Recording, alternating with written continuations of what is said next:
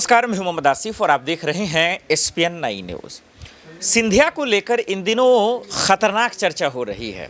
मध्य प्रदेश के चुनाव जैसे जैसे नज़दीक आ रहे हैं, ज्योतिरादित्य सिंधिया वर्सेस कांग्रेस के बीच में एक अलग ही खेल शुरू हो गया है। ज्योतिरादित्य सिंधिया गालियों से जो है कांग्रेस को हमला कर रहे हैं, तो वहीं कांग्रेस भी जो है सबूत के साथ जो है सिंधिया पर हमला कर रहे हैं। इस बीच में अब सबसे बड़ा सवाल ये है कि कौन किसके सामने झुकेगा। हर चुनाव में हमारा आप देखते हैं कि पार्टी वर्सेस पार्टी के बीच में लड़ाई होती है, एक दूसरे से कंपेयर किया जाता है कि किसका पलड़ा भारी है और किसका कम। लेकिन दरअसल मध्य प्रदेश में एक अजीबोगरीब तस्वीर हम सबको देखने को मिल रहा है, वो है पर्सनल लड़ाई।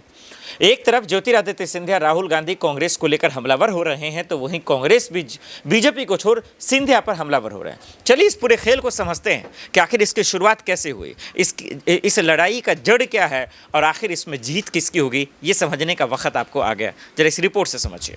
अगर आप राहुल जी से जरा भी वाकिफ हैं, अगर आपने उनको अपना पब्लिक कॉन्डक्ट या पर्सनल कॉन्डक्ट करते हुए देखा है, वो कभी भी ना मर्यादा का उल्लंघन करते हैं, ना आक्रोश व्यक्त करते हैं, ना जो आपने कहा कि कोई स्ट्रेटेजिक तौर पे काम करते हैं।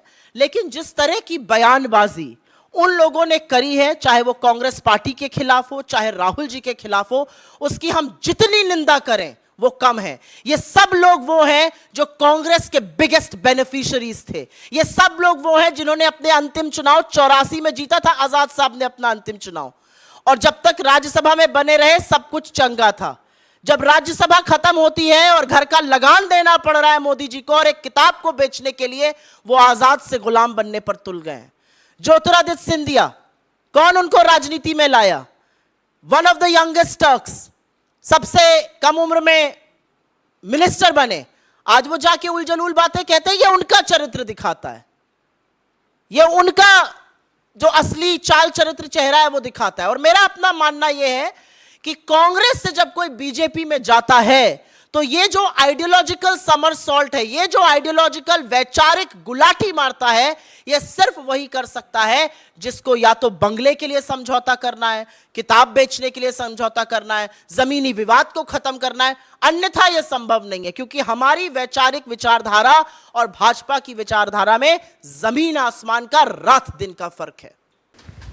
आपने देखा और आप देखकर आपको समझ में आ गया होगा कि दरअसल ज्योतिरादित्य सिंधिया को इतना आगे बढ़ चढ़कर इसलिए दिखाया जा रहा है, हालांकि जानकारी ये ऐसा कह रहे हैं, इसलिए दिखाया जा रहा है क्योंकि सीएम शिवराज को नीचे दिखाया जा सके।